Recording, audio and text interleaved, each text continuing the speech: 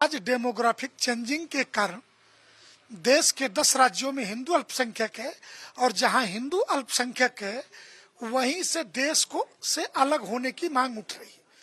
पिछले लोकसभा में जो नेता विपक्ष थे अधीर रंजन चौधरी ने भी ये बात कही है कि मालदा, मुर्शिदाबाद और दिनाजपुर को लेकर के कि बांग्लादेश में शामिल होने की, एक्सटेंडेड बांग्लादेश की बात वो कर सकते हैं। ये बात उन्होंने कही है, ये हम नहीं कह रहे। तो स्वाभाविक है ऐसी परिस्थितियों में ये डेमोग्राफी चेंजिंग रुकनी चाहिए और इसके लिए राज्यों ने अपने यहाँ धर्मांतरण रोकने के कानून बनाए हैं कि लोभ, लालच, पैसे, पेट्रोल, डॉलर दे करके धर्मांतरण नहीं कराया जा सकता।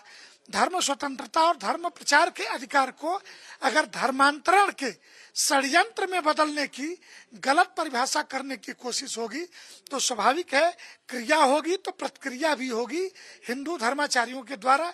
इसीलिए हम इस पूरे विमर्श को नेक्स्ट लेवल तक ले जाने की तैयारी कर रहे हैं।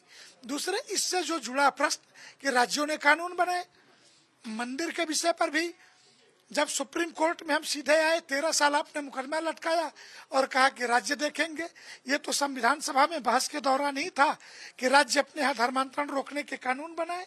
जब राज्यों ने कानून बनाए तो सुप्रीम कोर्ट ने नोटिस दे करके सारे कानूनों को, अरे जहाँ कानून नहीं बने उनको भी सुनवाई के लिए बुला लिया।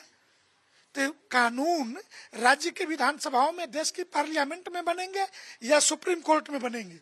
देश की जनता ने कानून बनाने के लिए किसको चुना है? पार्लियामेंट को चुना है, विधानसभा में अपने विधायकों को चुना है या कॉलेजियम सिस्टम से आए हुए जजों को चुना है?